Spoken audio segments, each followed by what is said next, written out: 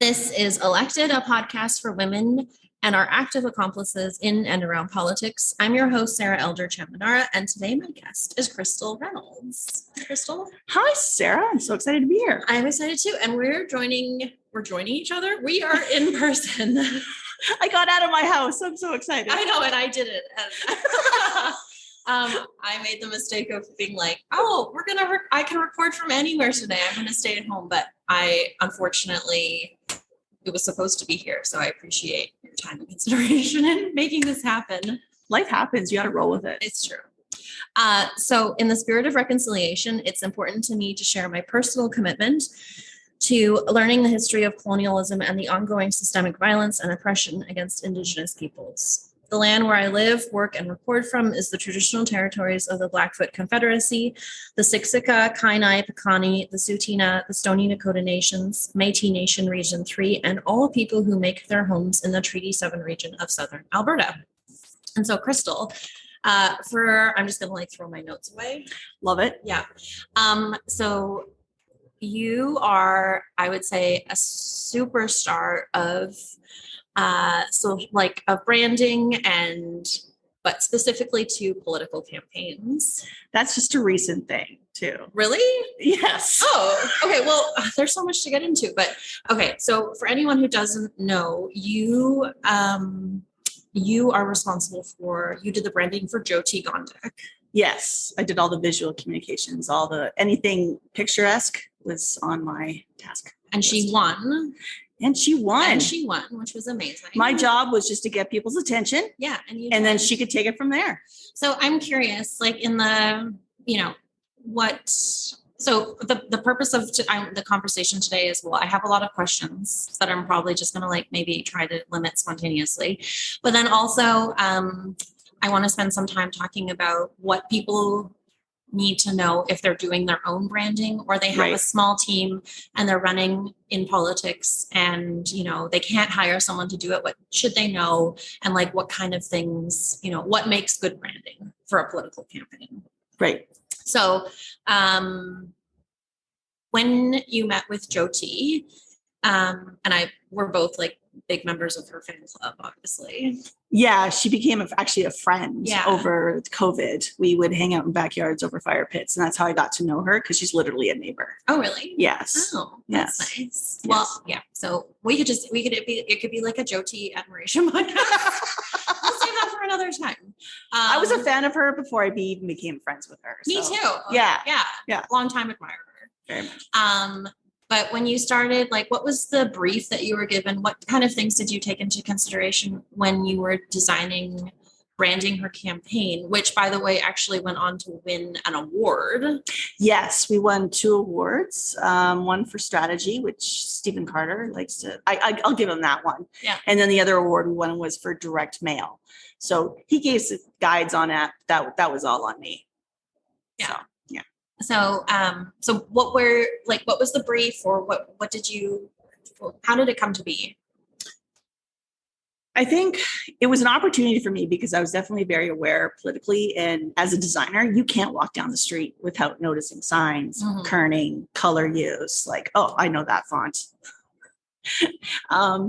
And I think the importance of a political signage, a political brand, it's really just to grab attention because there's so much and people have very short attention spans. So when I got started, Jyoti asked me to kind of help out. Of course, sure. Had no clue what I was getting into, just to be clear. But we sat down on Zoom and had a good hour and a half meeting where she literally just sort of laid out everything that was her vision. And I had the benefit of actually getting to know who she was, because I think a brand really does have to reflect the person and that personality. So we sat down, she gave me a creative brief of, I want it to be kick-ass pink and black as death. So we kind of went with that. And as I was doing the color, because when I start out a brand, I really start out with the color. Yeah. It's not so much the design sometimes. The color palette can kind of define things. Because as I was designing it needed some pop. Well, I think that color shapes lighter elements. Yes. For me, at least when I'm making Color is a design, core element of brand. because it says a lot about like the feel. Yeah. Yeah. That communication. It's subtle, Yeah. right? So anyway, so while I was designing it, and I was like, okay, I'm going through literally the palette of the Pantone palette. What other color can I choose? Do you have a physical one? Oh, I got the full sets. Oh yeah, Oh, me yeah. too. Yeah. So it couldn't be blue. It could not be green.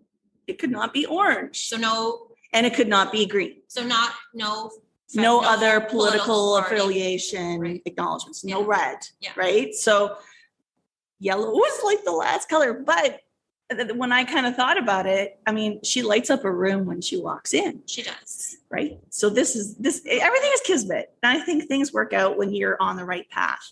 So I came up with a visual and I was like, well, maybe they want subtle and boring, because her previous logo, I was full on out. I said, it was no good. I love you to death. And I know the guy who designed the first one. I mean, they did what they could. So I pitched the ideas, and sitting with Jyoti and Carter on Zoom, and we're looking at the designs, and her reaction was, I feel seen. I mean, right there, you kind of hit the mark. And then she's like, oh, by the way, I don't know if you know this, but Jyoti actually translates into bringer of light. Oh. So Wow. Kismet. Yeah. So that's how that fleshed out. Wow. That's a lovely story. I like it. And I think that's like the highest compliment when you can achieve that. But I think that a lot of that comes from a good brief, but then also knowing the person. Yeah. Yeah. And the other elements I did, like, she's very verbose. She's very, when she communicates her messaging and she follows up on questions, it's not a tweet of 140 characters. It's a blog post. So creating that background element of all of those values and everything in the background, so it wouldn't overtake the core message of Jyoti is your mayor. Mm-hmm. Yeah, I thought it was really accessible. And when the podcast goes out, I'll also share like an image to go along with it in case you haven't seen it, or I just would encourage anyone to go and look at. If you Google Jyoti for mayor. No, it's jyotigondek.ca. Yeah, Jyoti Gondek for .ca. You can still see it. The website's up there. Yes, because I actually went back and checked it a couple of weeks ago. Me too. Did you? Okay. Because I wanted to go and revisit what her priorities were. Exactly. Yeah, me too. And so, yeah.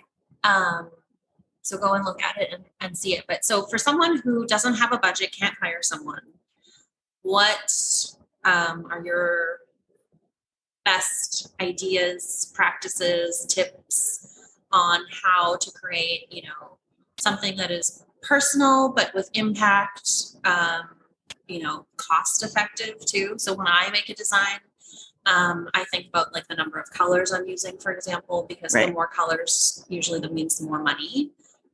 So can it be really colorful, or can it be like one color or two? The answer is it could be every of those things. Yeah. The key element is consistency. So I know there's budget platforms out there like Canva. I despise Canva, but it has its values. It just frustrates me working with it. But you can get wooed into all of these cool templates and pre-done designs. And, oh, that's a fun feature. And, oh, let's add that little star there. But that takes away from what the core thing is. So the more you busy things, the more you detract from your message. It's always about, when you design something, what's the one thing you want people to take away and do? What's your call to action, they say. So for me, it's like, go to the website, learn about Jyoti, or just, who is this Jyoti? I want to find out about her. If you're doing even non-political brands, like your business, well, what do you want people to take from that? And people have very short attention spans. So less is more, and it is the hardest thing to do. It is. Yes, it is. Can be very tempting to go, overboard. Yeah, and on the overboard, like I said, color, you have to make that choice up front. Yeah. What's your color? What's your core color palette? You can always I always like to offer like accent colors. if you need to punch up or have like, you have different divisions or different product lines that you just want to differentiate, is helpful. And then the other thing is font choices. Have no more than two. And it's got to work for what your voice is. And if you are on a variety of platforms, whether it's a Wix or a Squarespace for a website, or even your own letterhead templates, you got to make sure you have access to fonts. So if you don't have the budget to buy your own, to customize across the board, make sure you're choosing one that's available on all those platforms. And so, yeah, and I think that's something that, because sometimes you'll be like, oh, I can get this off the internet, and, you download it, but then it actually might be copyrighted. And you do need to be careful around some of those things. I actually have never met someone who's been persecuted for that. But like, for example, when I, do a design for Madame Premier, I buy the digital assets so that I own them. So there's never any question of.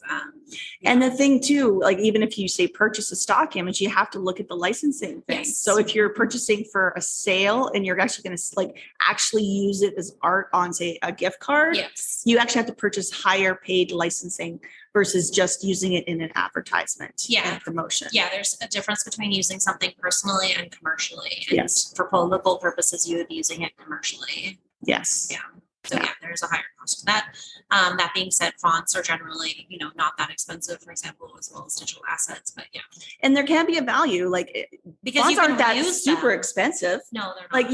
They can be as low as $15 for a set, up to $100. And when you think in the scheme of things, if that's your brand, and I know a lot of people think of brand as a logo, but a logo is built up by those elements. So if you can't afford or have the concept of a logo specifically, if you have the basics of color and fonts and an overall style that you're using, that is a great start as well. Mm-hmm. Agreed. So I've done some branding for political campaigns as well. And something that I'm always thinking about when I've made sign design, for example, is not only what you want someone to take away, but also, is it clean visually? So to your point about it not being busy, but then also if you're someone who's never run before. So Jyoti had the benefit of being on council before and being well known in the community. Well, in our immediate community, yes. But say you're a first-time candidate and you have no name recognition and you're running. Would you want the focus to be on the name? Would that be your recommendation for anyone listening who's like, I need to make a sign? Should my name be huge? The name should be everything.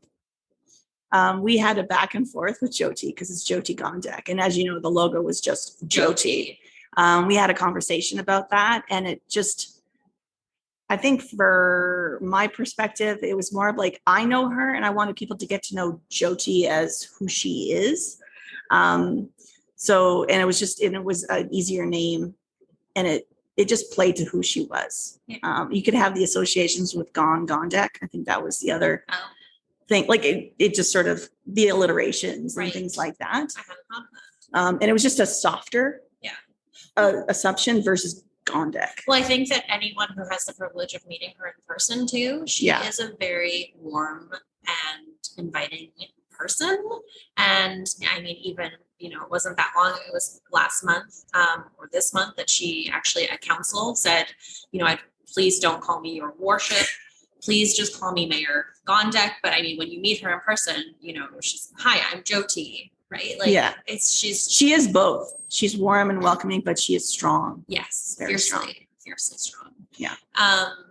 So, and on the other spin of that, because of the logo, and that's why the secondary thing you always saw was the URL. So then you saw the Gondek, and I always made sure that the Gondek was white on reverse on black. So it was pop. So you kind of got that association of her full name without it being too much. It's easier to kind of grasp on Jyoti than Jyoti Gondek. Attention span, right? And so for someone, I want to go back to your point about not using federal colors, because that's also something that with Madame Premier, I really try to, it depends on the design, but the majority of people are like, why is everything black? And it's because I believe that the messages go beyond partisan politics. And so if I was to make, the Women's Place design in red, blue, orange or green, then it wouldn't, because I don't think that the job of electing women and adding marginalized voices to politics is the job of any one party. It's the work of all parties. Right. So it's Black because it transcends political party. So for someone who's running maybe municipally, doesn't have a party affiliation, would you tell them to stay away from those colors? Because what if they're like, red is my favorite color, or green or blue, but they don't have any ties, it's not a party system. What would you tell them about that? I definitely educate them on what the colors, they have values associated with them. People have those assumptions. If you're blue, you're conservative. If you're red, you're liberal. If you're using green, then you're very environmentally conscious. You can't get past that.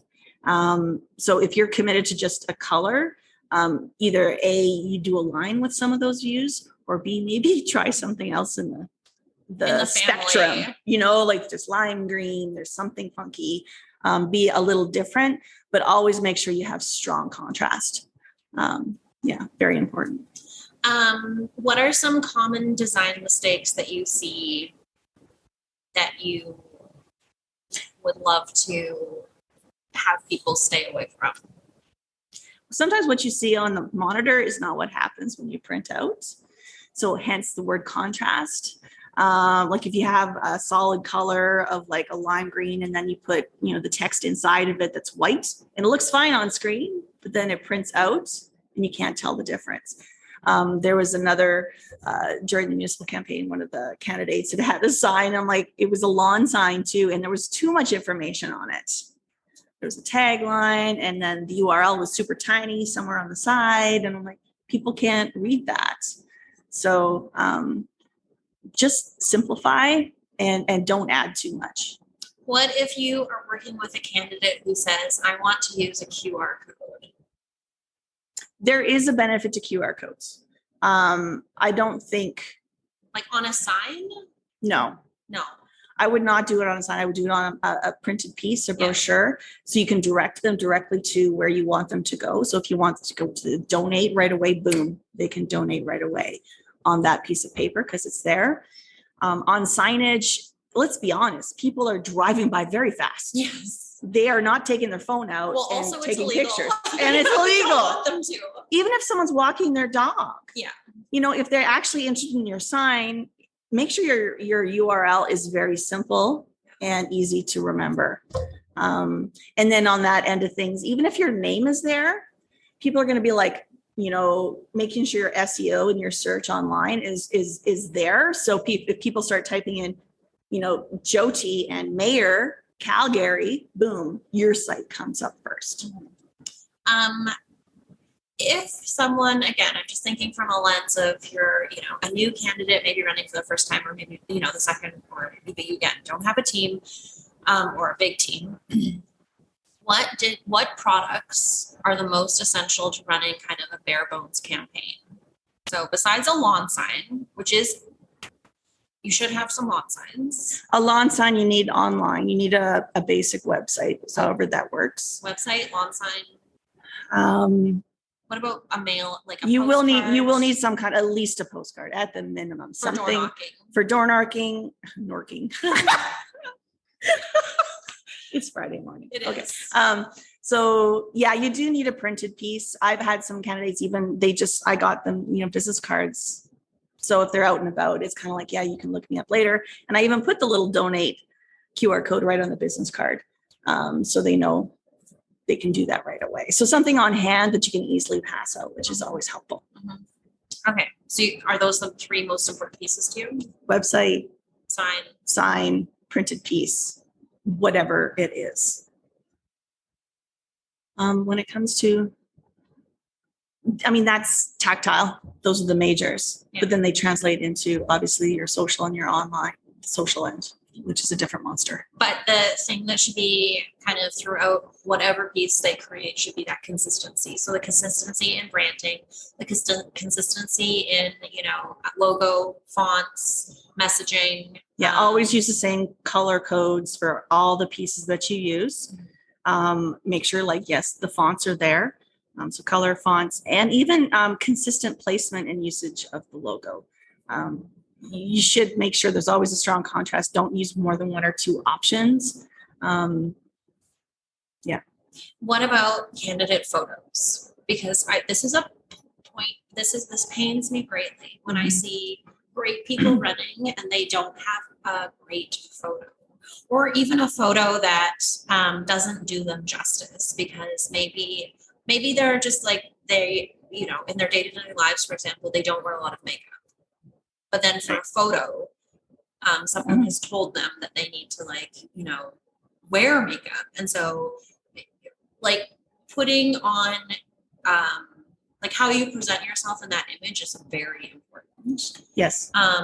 And being true to yourself, and not, you know, just taking the advice of someone who doesn't know you and telling you that you need to do this or wear this, and you need to be able to push back and say, like, no, this doesn't work for me. This isn't who I am. This doesn't, you know, represent my values. Any thoughts on photos? I have a lot of thoughts on photos. Please tell me. Photography is so important. Yeah.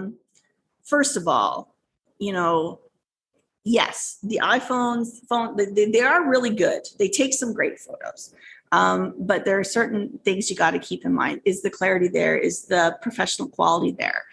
B, sometimes people do profile photos and they chop off their shoulders. So for me as a designer, if I want to clip around this person, then I got this box, like they're kind of cut off. So making sure when you take headshots, you take the full head with the shoulders, even some full standing body, because you can always crop depending on what you need. What else about photos? The makeup thing that you talked about. Do the makeup that works for you, but also if you do have some budget, and I think you can shop around with some photographers out there. There is actual photography makeup that just helps with the glare.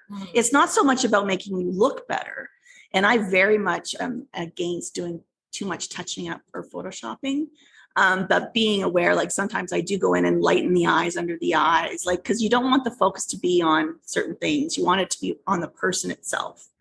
So wardrobe, very important. Keeping in mind what you're going to be putting your photo on, especially if you're clipping. Most politicals end up clipping the person, because then you have that flexibility to put it on anything, signage, brochures, that kind of thing. So having some variety, I guess, of contrast, of a lighter colored shirt and a darker colored shirt if you need it, whatever plays with your own skin color. You got to what makes you look good. That's kind of what matters. Sometimes the idea, then you look at it, you're like, oh, that's great. And then you look at the picture of it and you're like, that does not work. Well, and that's, excuse me, something I've learned is, because I actually had an experience earlier this year where someone was like, oh, hey, can you come into a photo for this project? And I was like, sure. And then I had that picture taken, and I was like, happened so fast.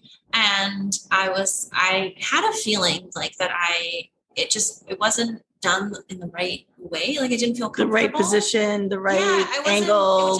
It was just not done, you know, in a way that I felt comfortable with. And so then I went back and got dressed into my own clothes. And then I was thinking to myself and like talking to myself, being like, you know, you should have asked like to see the picture.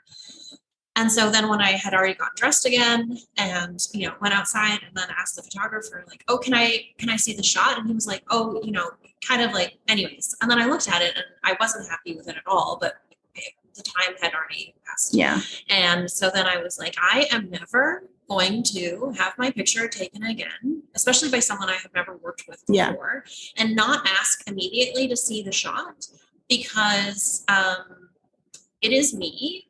And this is true for anyone. You should like the photo. Any photographer I work with, they encourage you to come over.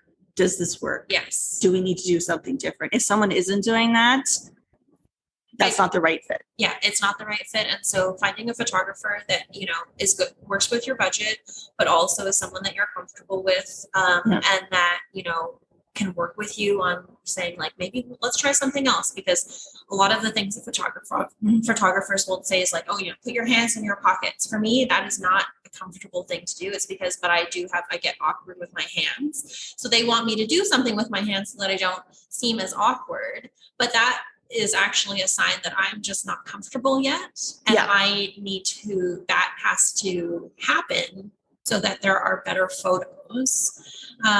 So like I still work on that with myself.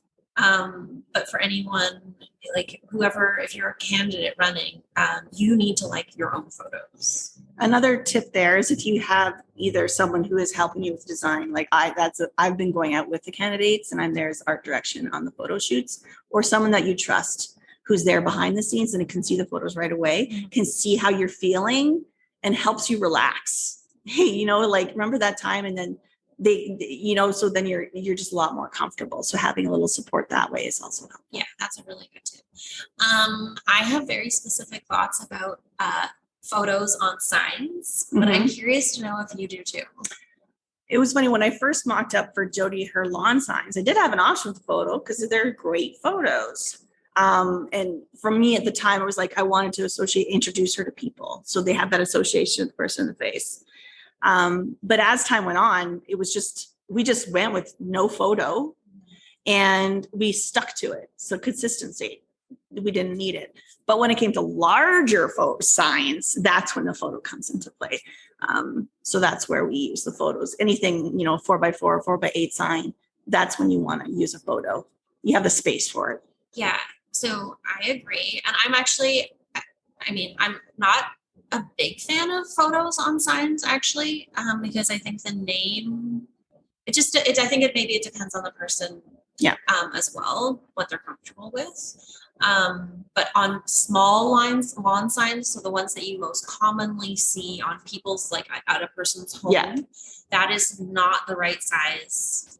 There's too much. That is a very valuable size, and like name and contact. And sometimes it depends on the size of the name. Yes, also like my name, Sarah Elder Chaminara. It's too long. It's so long. So to put, say, for example, my name on a small lawn sign, but then also to have a photo would be too much. No, you can't. No, it would need to be named. I'd lean towards having Sarah's really big, right, and then your name underneath. So at least there was a very large name that people could quickly grasp. Yeah, because then otherwise someone might be like, well, what is her name? How do you say that? How do you say that? Yeah. And it just, becomes a whole other thing. Yeah. So it depends on your name. Some people I would say are blessed with like great political names. Yes. Just happens. And then other people who have longer names like mine, or these are just all things to take into consideration and to play around with, I think. But then to ultimately, like whatever someone decides on, like you should be happy with it. Yes, yeah, very much. Is there anything else that you would tell someone in the realm of communications that you think isn't talked about? Or visual matters. Make sure you have someone like dedicated to the visuals. If not one, if you need a couple people, but to have that consistency, and they understand the value of kerning and spacing and contrast. Otherwise, you get stuff that looks homemade and not professional. And the more it's centralized, the less risk you have of variability. And I think also, like if you're wondering what a good lawn sign looks like, or what other people's political branding looks like, you can Google. Like you can actually see those signs, those digital assets live forever on the internet. Yeah. And you can go back and look at ones that are like really old and kind of see the history of it. And you can see, what emphasis is placed by different candidates and, color choices. And do not just copy something, but find, something that speaks to you and then make it your own. It's always good. And I also use it as a comparison of, okay, what's out there? I need to be different. Yeah. I need to stand out. So how can I stand out to what is already out there. Well, I think also like, especially if it's at a local level for someone who's maybe running for like school trustee or council in a small town or, you know, in a big city even. Or if you're running against someone, for example, who's run before, you can go back and see what their branding is like and think about how you can create that contrast and stand out in that field. But yeah, doing something that, you know, is true to yourself, unique, has impact, represents your values, you know, whatever you land on, it has to be, you have to like it. Yeah. I kind of lean towards the validity of your campaign. It's got to look professional as much as it can. And sometimes the trick to that is simplicity. Yeah. Simplicity.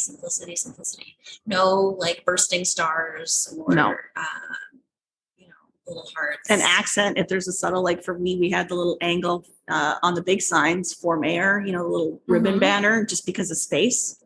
But yeah.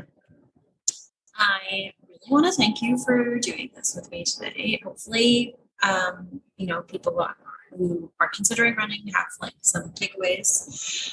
For sure. If people want to see more of your work, where do they go to do that? Crystalinc.ca. That's Crystal with an INK because I do print.ca. And you have some of your own, you do your own printing. I do. I have my own planner system, and I started to dabble in some print on demand with, you know, I was inspired by Sarah Hare with some of her messaging. But I do have a day planner system. I call them my week. So it's unique in the sense that it is a 4-page system. It's like a worksheet for your life. Think bullet journaling, but a little bit easier, and it's undated, so you can use it whenever you want. So trying to keep in mind the environmental impact of the products that I use and that kind of thing. And are you available if someone wants to work with you? Should they reach out? Online, you can make a 50-minute, you know, chit chat, and we can connect and see if there is an alignment with there. And I am connected with other people as well. So if it's not me, I definitely would be more than happy to connect you with someone else too. Perfect.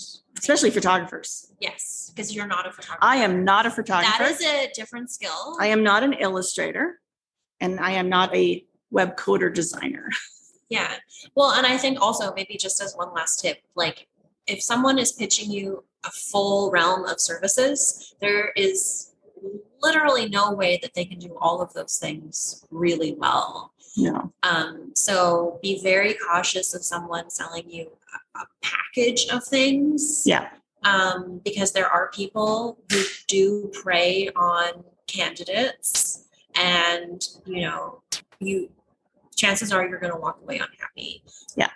If it sounds too good to be true, it really is. Exactly. Yeah. Okay. Well, thank you so much, Crystal. It was so fun to chat. Thank you. We can have another episode where maybe it's just like a whole group of people and it's a Jyoti Gondek mutual admiration podcast. I'm always in. Right. Always in. Yes. Yes. Okay. Thank you so much for joining me today. Thank you.